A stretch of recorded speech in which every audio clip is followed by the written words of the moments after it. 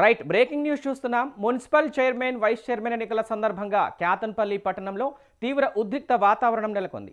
మంత్రి వివేక్ కాన్వాపై దాడి కేసులో మాజీ ఎమ్మెల్యే బాల్క సుమన్ను పోలీసులు అరెస్ట్ చేయడం రాజకీయంగా పెద్ద దుమారం రేపింది. ఈ ఘటన తర్వాత బీఆర్ఎస్ పార్టీకి చెందిన కార్యకర్తలు మంత్రి వివేక్ వెంకటస్వామి నివాసం వద్దకు చేరుకొని నిరసనలకు దిగారు.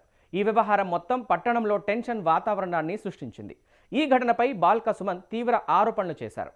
మంత్రి వివేక్ రౌడీయిజం, గూండాయిజం ఆధారంగా క్యాతన్పల్లి మున్సిపాలిటీని తన వశం చేసుకోవాలని చూస్తున్నారని ఆయన అన్నారు. అయితే ఈ ఆరోపణలు మంత్రి వివేక్ వెంకటస్వామి పూర్తిగా ఖండించారు.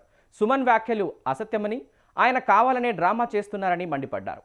బీఆర్ఎస్ పాలనలో జరిగిన అన్యాయాలు ఇప్పుడు మర్చిపోయారా అని ప్రశ్నించారు.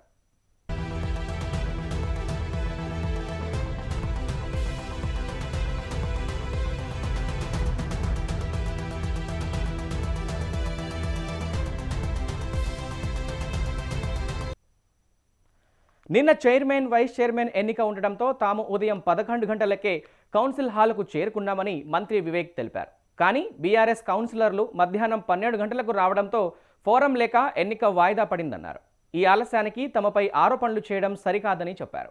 గతంలో బీఆర్ఎస్ అధికారంలో ఉన్న సమయంలో చెన్నూరు, క్యాతన్పల్లి ప్రాంతాల్లో ఎన్నికలు ఏకపక్షంగా జరిగాయని మంత్రి ఆరోపించారు.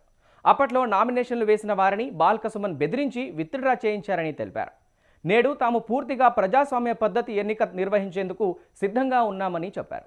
అయితే బాల్క సుమన్ రాజకీయ లాభాల కోసం ఈ వివాదాన్ని కావాలనే పెద్దది చేస్తున్నారని మంత్రి వివేక్ ధ్వజమెత్తారు. క్యాతన్పల్లి ప్రజలు నిజాలను గుర్తించి సరైన నిర్ణయం తీసుకుంటారని ఆయన విశ్వాసం వ్యక్తం చేశారు.